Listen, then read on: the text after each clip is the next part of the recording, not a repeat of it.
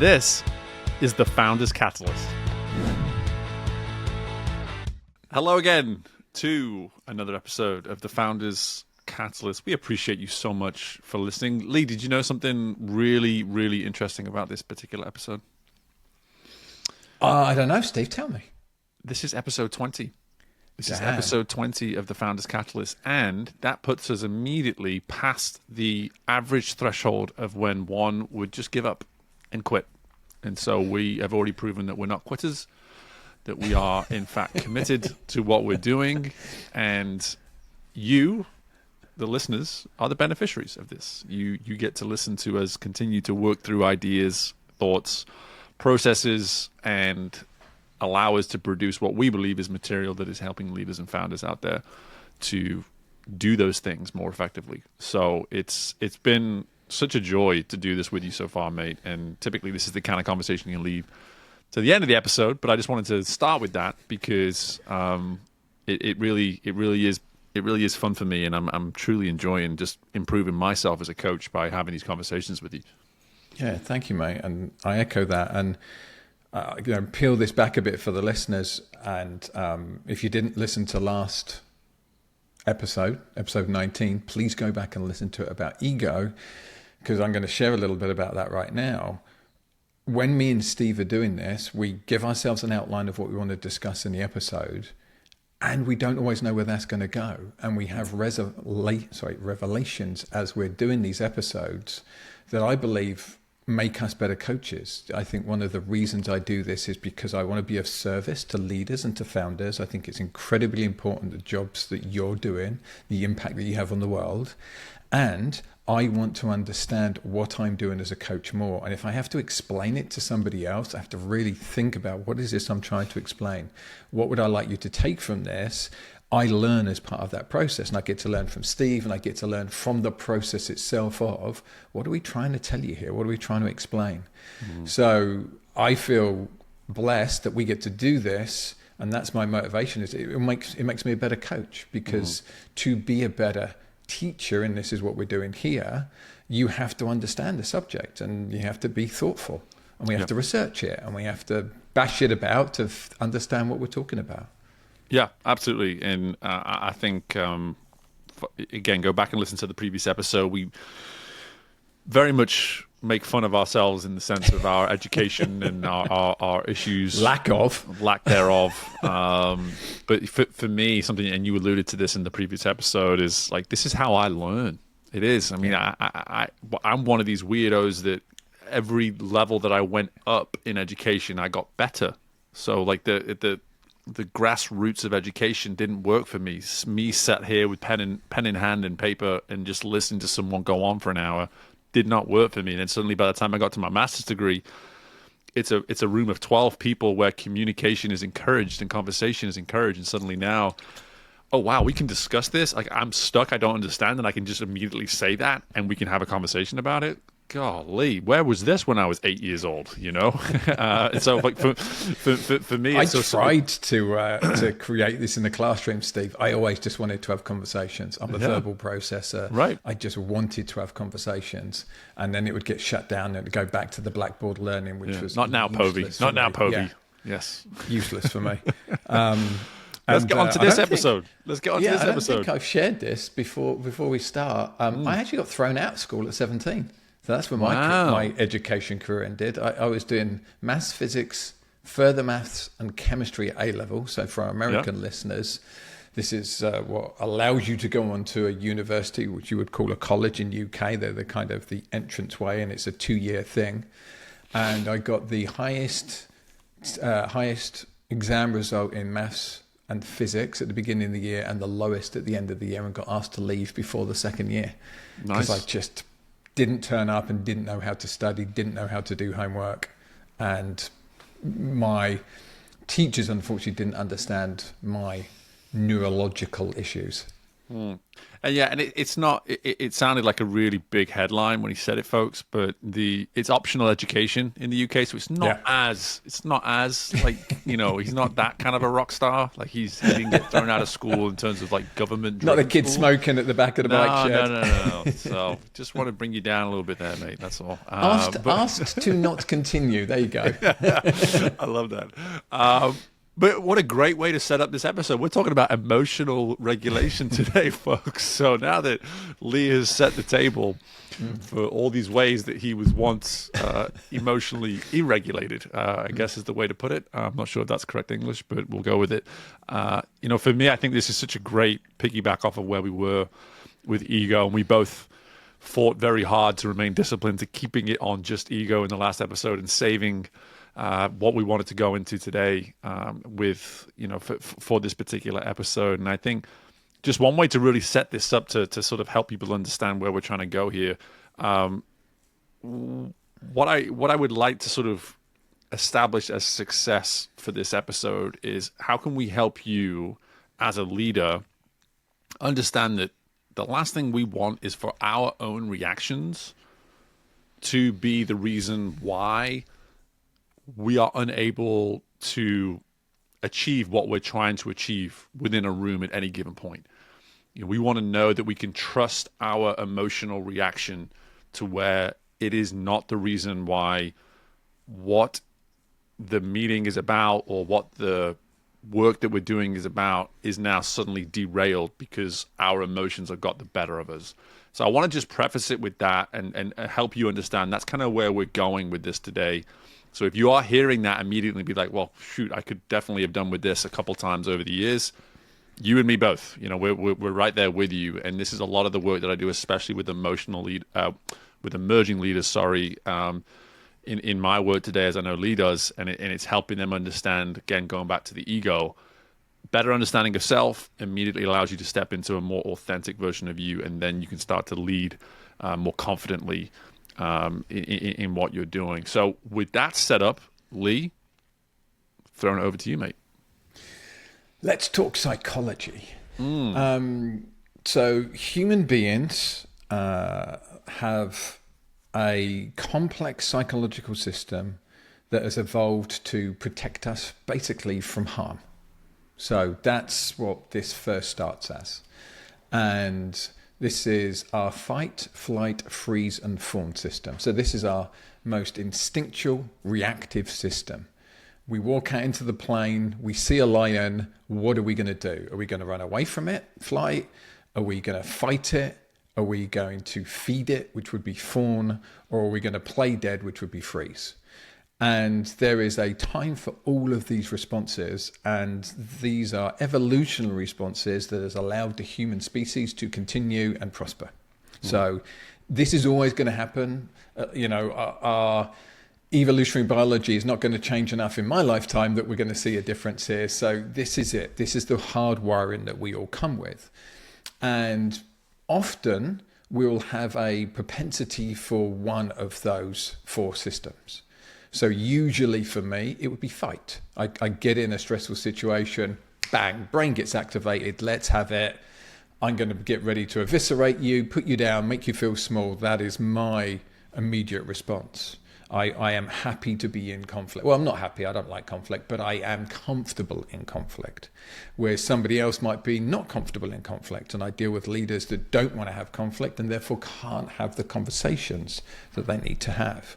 So just knowing first how our brains work, what's going to happen. This is the most instinctual, animalistic part of our brain. And I like to think of our brain in three parts. And then the next thing is there's an emotional response that comes with that. So our brain thinks we've got to run away. We feel fear. Bang, adrenaline system goes. We have more energy. We have more ability to physically move. And that protects us. And, fawn, we might feel some love. So we're going to be nurturing and kind to this thing. Fight, our anger system goes. Again, energy, adrenaline, ability to perform goes up. All necessary. Now we're in this world where, or all necessary kind of, in our evolution, now we're in this world where we're getting triggered by things that are not life or death anymore. The example I like to use with people is somebody sends you a text, we need to talk. Yeah, and just looking at Steve's face, you can't see it, but the reaction on his face here, go and look at YouTube, that text can really affect a lot of people. People start, what's going to happen? Like, am I going to get told off? Am I going to get fired? Or if I'm a leader, is somebody going to tell me I'm doing something wrong? Or is somebody doesn't like me? And we have all of these thoughts and stories going on in our mind. And then we have an emotion, fear or sadness or anger that goes with it. So what I want us to be aware of is this evolutionary biology, how our psychology works, how our system is set up, and then what do we want to do with it? Now, me and Steve like a model called Above and Below the Line by the Conscious Leadership Group. Below the line is this instinctual, automatic reaction. And then above the line is, okay, I'm in a situation, I've got that text, we need to talk. I have some feelings, might be fear, might be anger, get ready to be defensive. How do I let them pass, recognize it and go, okay, this could be an important conversation. I'm aware of that. Let it go. And then come back to curiosity, which is our cognitive brain online. How do I be curious? How do I be present? Now, most of the times in my life, I've got a text that says, we need to talk. What's happened when I've eventually spoken to the person? It's about them. It has nothing to do with me. They just want somebody to bounce an idea off or to vent to. It has nothing to do with me. Yet I'm playing in my mind before that conversation. Or what might they say? How did I upset them? What did I say to them last time I spoke to them? Mm-hmm. If I let go of that and I just come to this conversation with curiosity, I'm curious what they're going to talk about, and I have no attachment to the outcome of the conversation, it's usually a much better conversation than if I start the conversation with, what do you want? Or what have I done wrong? Mm-hmm. The amount of times that people have, when I say we need to talk, their first response is, what did I do? Have I upset you? What did I do wrong? Like, no, right. I just want to chat to someone. Yep. So understanding our evolutionary psychology is really important here. So fight, flight, freeze or fawn, then the emotion that goes with it. The 6 emotions I like to work with are fear, joy, anger, sadness, interest, and disgust. Disgust is primarily bad food, right? It's a evolutionary trait to stop us from eating something that's poisonous or that has decayed. Interest is what gets us excited. What made human beings travel to new lands, to go across oceans and to risk death, to go and explore, which has allowed humans to propagate the planet. And then fear protects me. I must be wary of this person that doesn't look like me or this animal that could attack me. Anger, somebody is trying to break a boundary of mine, or somebody is physically threatening me. How do I respond to that? I can go into fight mode. Sadness, loss. What do I feel when I don't get what I want, or what do I feel when I've lost a loved one, or what do I feel when there's not connection? And then lastly, love, the thing that for me fuels human society. Like without love, we don't have human society. It's what keeps us in connection with other people. It's what gets me and Steve to work with each other. It's what gets me to work with my clients. I come from this place of love, of I want the best for you. And that allows me to be direct because people understand I want the best. So from that framework, Steve, where would you like to go with this? How do we help people today? Well, I think so much of, just to kind of rewind some of what you said there, I think one thing that really came to mind while you were talking, and this is something that I've done a lot of work on recently with clients, is how easy it is for us to step into an assumptive mind so much. Like the moment you use that example with like, hey, we need to talk. Emotions have an ability to shift our perception towards that of an assumption. And I think this goes back really to the way what we're trying to achieve, for this episode. Is like, how can you become so regulated with your emotions in a way to where you don't allow yourself to derail what's going on around you at the time? And I say to every single person I work with, like, we are programmed to assume. It's part of that anticipation. It's part of those. I would argue that entire flight, fight, fawn, and freeze is based in that of an assumption. You're going to make a prediction in that moment. This is what I should do. Yep. So it's there in your DNA. There's nothing you can do to prevent assuming. However, it's getting into the curiosity part of it and saying, okay, now that I've stepped into assumption, if there's a question I want to ask, do I want to ensure first that I'm not asking it from a position of assumption? And that's the work that I'm doing most of the time, especially with these younger leaders, is to help them see, like, listen, I want you now to share a question with me that you would like to ask based on how you're feeling towards the situation you've described to me. And most of the time, that question is just laced in assumption. And they can't see it. They've sat there and they've really thought hard before they've told me what they want to ask. And I'm like, okay, I appreciate that. Let me help you hear what I just heard and the traces of assumption that are within that message that prove that you've kind of moved 3 or 4 steps along in the conversation before really that origin of where the conversation needs to start, which so often, as you alluded to there, Lee, it starts with just simply, if someone says we need to talk, allowing them to talk. Just saying, like, hey, you were talking, Steve. Go ahead. What do you have to say? Not anything else. That's it. Just literally so what do you have to say? As you were talking, I went to that, what the person assumes, which is that you asked this question of, okay, so what have I done wrong? Mm-hmm. Not, oh, cool, what are we going to talk about today? And as you said, that what have I done wrong is the 2 steps further forward. So somebody's told themselves the story, they must have done something wrong. That's an assumption, don't have the data yet. And then they're asking, what have I done wrong? Instead of being curious and going, what are we here to talk about? How can I help you? Like, how can I support you? Yeah. And it's normal for humans to do these, I like to call them stories, and then you're making a judgment from the story. And what happens is we create the story in our minds. Somebody wants to talk to me. We need to talk. That's a text. Right now, the story I create is I've done something wrong. I now make that a truth without having actually checked in with that person. Mm-hmm. And then I start the conversation as though my story of what have I done wrong is a truth. And people are doing this all the time. We're all doing it all the time.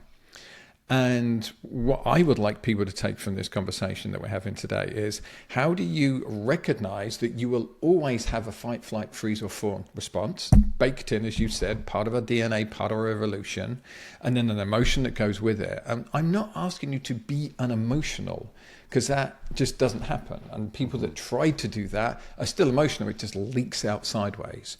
What I'm asking you to do is to understand and learn from it. Okay, I feel like I need to fight right now, and I've got some anger that goes with that. What is that telling me? Okay, it's telling me my experience. Now, how do I just let that go and come back to curiosity of, hey, what's going on here? And how can I support you? Or what are you experiencing? Yeah. And if we think of the brain as 3 parts, so we've got this animal, instinctive, childlike part of our brain, and now we want to get into the adult, executive functioning, cognitive part of our brain. We have to let the child exercise itself, right? You have to feel what you're feeling, feel the emotion, and then you go, okay, now this is the regulation part of it. This is why it's not don't feel feelings, it's emotional regulation. Have the emotion, then the regulatory part of what would I like to choose? And the greatest gift I think that I can give people as a coach is helping them understand themselves, as per last episode, to the point where they know how they're going to show up in these emotions and these experiences, so that they can pause, regulate themselves, calm themselves down, some deep breaths, maybe taking a break and saying, hey, I'm feeling a bit emotional right now, or I'm feeling a bit activated. I really like the word activated, especially for men. Men don't like saying I'm feeling emotional. If I say I'm feeling a bit activated right now, let's put a pause, walk away, take some deep breaths, regulate yourself, come back. Okay, how would I like to be from conscious choice? And what really resonated for me, and I'm curious if it resonates for you, was I want to be effective. You know, you talked at the beginning of this of like, how do we get the outcome that we want? For me, I always think, how do I want to be most effective right now? Most effective is getting the right outcome. And if I show up with my anger, with my fear, that can get in the way of getting the most effective outcome. So I have to experience it, let it go, let it tell me something. What is this telling me? Okay, this is really important to me. Okay, I get that. back to curiosity. How can I be effective right now? And that doesn't mean win. If I'm trying to win, I'm still coming from the fight. If I'm like wanting to be effective, that's an adult response. And then one last part of the brain, before I throw it back to you, Steve, is this computer part, I like to call it, which is what are our stored instinctive responses? And we need to rewire some of those because we've built these responses up through childhood, through societal learning and observations, and some of it we need to let go of. So an instinctual response can be, text me and say we need to talk, right, I've done something wrong. That's just an instinctual, that's a memory of, oh, it must be me, I've done something wrong. And we need to let go of that and rewire that back to that curiosity of, I wonder what this could be instead. And curiosity is incredibly powerful for a leader because you get to understand what is going on and therefore you can make more effective choices rather than, I really like the word you used about this assumption, you assume. So many times I'm working with leaders, I'm working with executives, and they have all these assumptions about themselves, assumptions about other people, assumptions about the company. And I just say, is that true? And they're like, yeah. And I'm like, how'd you know that? And then they get stumped. I'm like, have you asked that other person? Have you asked them if they don't like you? If you ask them if they're deliberately getting in the way of your project because they don't value it? And they're like, no. How do you know it's true? Right. Yeah. There's so many thoughts around just, He's rubbing his brain to warm it up. The internal operating system that so much of what we're talking about. And I really want to take this just to the external influences on us and how those behave, how those cause the behaviors that we have from within. Because again, the emotional stimulus can come out of the assumption, but it's the assumption that's being built off of some sort of external influence is where we get in trouble. And I think where I'm going with this is similar to our last episode. This sort of other idea came out of our conversation. For me, the other idea here is this should entice you as a leader to better understand the external influences within your world. It's just like, yes, we're talking about emotional regulation, which is very much an internal system. However, if every single time any person says something on the lines of, hey, we need to talk, you have the same emotional stimulus, that's probably a you thing. But if you're working with the same 5, 6, 7 people as a leader, which typically most leaders are, you're not working with the entire organization. You have your sort of 5 to 6 or 7. You should know after a little while, people speak a certain way, communicate a certain way, and that if you're continuing to react and respond to everybody as though they're the same, there's some work for you to do right there as a leader. Like, you're not doing the work around best understanding the external influences on you as the leader. And that, for me, typically, when you talk about leaders getting stumped and you talk about the truth, that's when I actually see it as quite fun for me as a coach. For me, it's just to kind of sit there and just say, to your point, hey, is that true? Yes. How do you know? And that's where they get stumped, because it's like, well, hang on. The more I think about it, I don't know the individual well enough to know that that is in fact the truth. So it's like, okay, so it's not about, as much as we can make this about the truth and whether or not it is one or not, let's go explore that relationship. What's keeping you from building a relationship with that individual where you can understand how they speak, when they speak, why they speak, how they communicate, how they influence, etc. All these things, all these ways that they can potentially be a stimulus to you in terms of your emotional response. Do some work around that. Don't just allow yourself to continue to respond the same way to every person when they say the same thing. Know that it's going to mean something different from every person. So step into that curiosity as the leader. How can I build upon some of these external influences that are on me, that are around me, that I'm surrounding myself with each and every day, knowing that by understanding that and exploring that, it's actually going to make it way easier now for me to simply better understand how to emotionally respond if the 80% of the things that are influencing me each day are things that I truly understand. Yeah. I think some of the most enjoyable work I do, and the work that I particularly resonate with, is when I work in an organization with multiple people in the same organization. That's my zone of genius. It's what I really enjoy.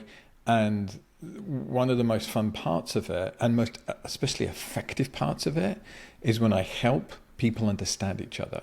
So we start with, let's understand you, and then let's understand what's the motivation for the other person, right? You know, and some people are motivated by fear of failure, not wanting to fail. When you know that, you can moderate your language. You can also understand that people that are motivated by fear, they're going to ask you a lot of questions. Have you done this? Did you do that? Is it worked out? Have you got a list? So if you come to that person with a list of things already for them, like, here's all the things I've done, here's my task list, here's how it's going, it immediately regulates that person. So you understanding somebody else's primary driver, their primary motivation, so is it fight, flight, fear, or freeze? When you understand that, you can meet them there and you can help regulate them. And it's beautiful when I get to these executives and they know each other's motivational system, and they're not only thinking, how do I regulate myself? They're also thinking, how do I approach that other person so that I don't trigger their system, so that I make it easier for them to regulate? And now you have these people in conversations where they're conscious of regulating themselves, and they're conscious of, what is my impact on other people? What is the impact of how I show up? If I work on fear, what's the impact when I go at people with 100 questions? Will they get overwhelmed? Okay, so if I don't want people to get overwhelmed, I've got to regulate my own fear first and then step in and go, okay, or share, here's what I'm afraid of right now, or here's what's concerning me right now, so that you allow that other person to meet you there. And I really enjoy this work where people understand each other on such a level, and then we do these group calls, and I'm at the point now we do these group calls and people will laugh. You know, they'll laugh about, I'm showing up as that fearful person again, and the others in the room are chuckling, and there's this just elevated empathy because we see each other as human beings. Yeah. And people have let their guards down to the point that they own, yeah, I do show up as fear. That's kind of how I show up, and that's my predominant first experience. Yeah. So I think there's too much fear about how others perceive us, and when we can drop that veil, go back to what we were talking about in our last episode, be authentic, this is me, this is what motivates me, own it, and then show up and say, here's what's going on for me, here's the story I'm writing. Like, one of the most effective things that I get leaders to do is they'll go to somebody and say, the story I'm telling myself is that you don't care about this project because of X. Now, I know it's a story, I want to check in with you, what's the reality? And then they get the reality, and often the other person says something completely different to what they expected. It's like, no, I'm just stuck and I don't know what to do. And yeah, and I think that's what I love about this word regulation too, is that it again, with so much of what the focus of the first 20 or so minutes of this conversation has been about is internal focus. I think the regulation piece is the discipline to externally process effectively. That is it's like, I'm going to express how I feel. I'm not going to go on a 5-minute waffling rant. I'm just going to really concisely explain, as you just did there, this is the story that I'm telling myself. Enter the story. I'd love to check in with you and allow you just to simply give me your perspective of this. Yeah. We externally processed immediately, this is what we were feeling. This is what I would like to achieve by sharing it with you. And now I'm going to pass it over to you to do exactly that. And again, there's the vulnerability piece. It's like, I'm willing to share, but I'm going to do it in a disciplined way to serve, going back to the point of this whole episode, to serve a successful outcome of some sort because I shared. And it's one of my favorite things I have to start reminding. The more the work I do with organizations similar to you, more from that B2B approach of coaching and getting in and working with the entire business, like as the work we do intensifies, I always have to remind them, like, listen, I know you thought you hired me to produce greater results for the organization, but what you truly hired me for is to ensure I hold you accountable to have the conversations you otherwise would not have had. Like, that's one of my favorite things to remind people. Right when I can hear the room's about to go quiet, we're about to touch on something that's a little bit difficult to discuss, you know, the fear kicks in, all these sort of things. Hey, remember, we're having a conversation that were I not here, we would not have been having. And I need you to all believe me in this moment that having this conversation is going to move us forwards in some way, shape, or form. And I'm here to ensure that we do that safely and effectively. Like, that's why I'm here. Yeah. And that, for me, is, again, it's the external part of the emotional regulation process that maybe we don't talk about enough, because we do kind of put it on the individual, like, own your emotions, this is about you, etc. When really, I think the most successful emotional regulation that we can do, bless you, Lee, the best, you can mute yourself when you sneeze. The best form of emotional regulation that we can do is with other people. Like that, that's what I love about where we've kind of landed with this episode. It's like, yeah, we want you, the individual, to know, to understand, and to own, the same way we did about the ego, your emotions. But the regulation piece of this is best done in company with other people. Yeah. I agree. Like, I love the work. One of the things, dear listener, why coaching is so valuable to you and your organization is because we're able to provide a safety net where you're able to have conversations that you would feel unskilled to have, or unsure to have, or concerned about the level of conflict or the damage that might happen, because we're there as mediators. A lot of the group work that I do, I encourage that conversation, and people are able, I often get this reflected to me, we're able to have a conversation I didn't think we could have, because we trusted that if I messed it up, I fucked it up, I said the wrong thing, that you would help us through it. And that, I think, is such a gift that we get to give people as coaches, is to allow them to explore their edge and have these conversations that they are otherwise too afraid to have, because of the damage they think, typically incorrectly, but the damage they think that they may cause. Mm-hmm. I want to wrap this up now with just kind of my takeaways from today. So I think my takeaways are, the world is full of external stimulation, triggers, activators, right? Things are happening all the time to us.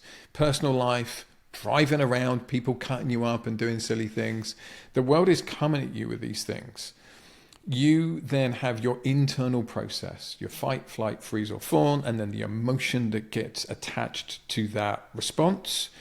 And then what we're offering you today is that you then get to choose what happens next. It doesn't have to be reactive. It doesn't have to be this instinctual computer memory and reaction. It gets to be a choice.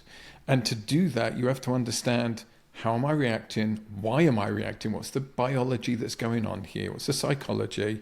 Why is my brain choosing to do this, or my body choosing to react like this? How do I regulate it? Typically, breathe in, space, venting to somebody, your coach, a trusted friend. And then, okay, how do I want to respond to be effective? And we all know, if you listen to more than one episode of this, that my favorite word in life is effective. How do I want to be the most effective version of me as a human, me as a leader, and me in representation of my company and my business? And you cannot do that if you don't acknowledge that you're going to have these emotional responses. We all have them. It's completely normal. They're data. They're data that's telling us about the world. And then we get to choose how we want to show up.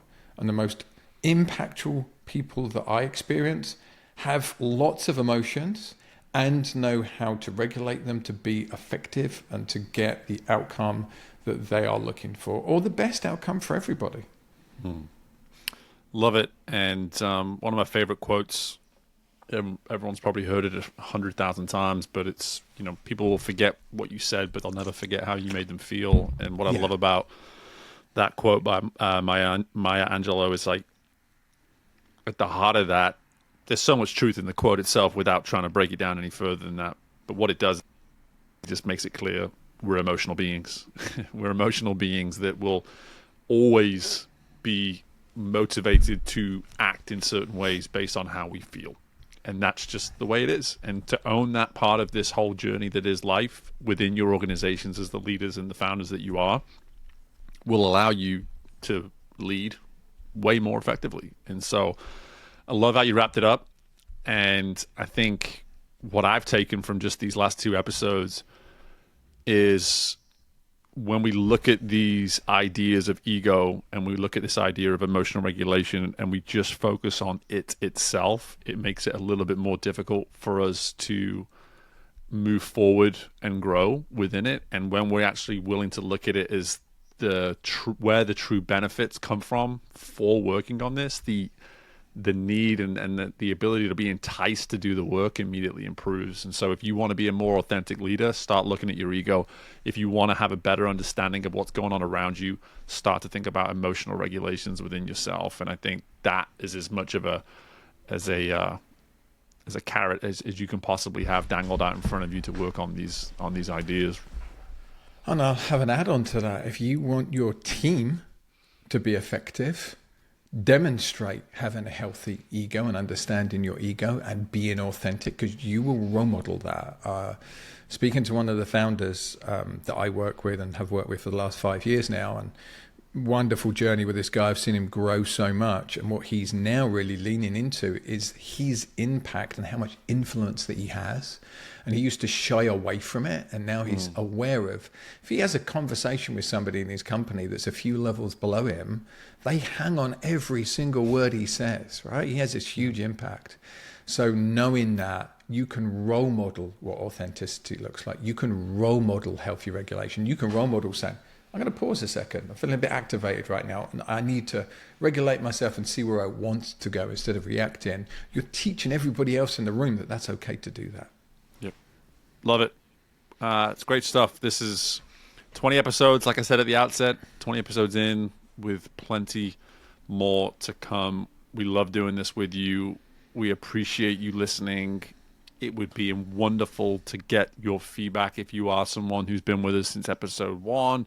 If you've checked in and out, if this is the first time you're listening to us, it doesn't matter. We would love to get that feedback, as we encourage in the closing recording that plays after every episode. But just to make that abundantly clear, please reach out to us. Head to LinkedIn and join the Founders Catalyst group as well. If you're not on there, we try to post stuff from the episodes on there weekly, and obviously the two of us try to engage with the community the best of our ability as well at times as well. So just really encourage you to do those things. Lee, aside from that, anything else? Yeah, sign up for our newsletters. You know, both of us have really been working on these. We're dropping, I think this is Steve, where we're dropping truth bombs in our newsletters. Ooh. So get out there, get our newsletters. Our aim with these, I know Steve has the same aim, is to be of service, to drop things that are going to make a difference to you. We make them short reads. So yeah, sign up, go to Steve's Growth Ready website, go to my Lee Povey website, sign up for our newsletters and get more wisdom. Beautiful. On those insights, we will say goodbye and see you again all very soon.